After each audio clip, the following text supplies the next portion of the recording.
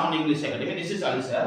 আজকে কনসোনেন্টের উচ্চারণ আমরা শিখতে যাব। আমরা অনেক সময় ইংরেজি লিখতে এবং বলতে গিয়ে সমস্যা পড়ি, এই কনসোনেন্টের উচ্চারণ আমাদেরকে সাহায্য করবে সেই লিখতে এবং বলতে। যেমন চলো, কে থেকে ক, কে এস থেকে খ, জি থেকে গ, জি এস থেকে ঘ, সি এস থেকে চ, সি এইচ এইচ থেকে ছ, জে থেকে বর্গীয় আছে জে, জে এস থেকে ঝ, টি থেকে ট, টি এস থেকে ঠ, ডি থেকে ড, ডি এস থেকে ঢ, তারপর টি থেকে ত, টি এস থেকে থ, দ থ, ডি থেকে ড, ড, ডি এস থেকে ধ, টি থেকে প, পি এস থেকে ফ, বি থেকে ব, বি এস থেকে ভ, এন থেকে ওয়া, এন থেকে ইয়া, দন্ত ন, এন থেকে দন্ত ন অর্থাৎ মূর্ধন্য, এন থেকে ম, ওয়াই থেকে অন্তস্থ জ, আর থেকে র, এল থেকে ল, বি যেমন স্বামী, যে নিচে যখন ব থাকে বফলা যেটা যুক্ত অক্ষর, তখন আমরা ডাব্লিউ ইউজ করি, ব, ডাব্লিউ থেকে ব, এস বা এস এস থেকে তালবস্য,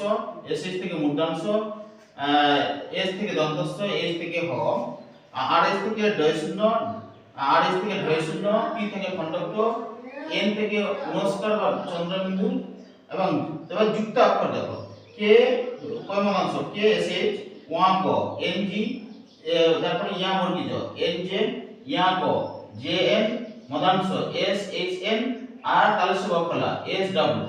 সো এই ছিল কনসোনেন্টের উচ্চারণ। তবে একটা বলি, প্রথম বর্ণের সঙ্গে, এই যে প্রথম বর্ণের সঙ্গে যদি এই যুক্ত করা যায় তাহলে দ্বিতীয় বর্ণ পাবো, এবং তৃতীয় বর্ণের সঙ্গে এই যুক্ত করলে আমরা চতুর্থ বর্ণটি পেয়ে যাব। এই হচ্ছে সূত্র।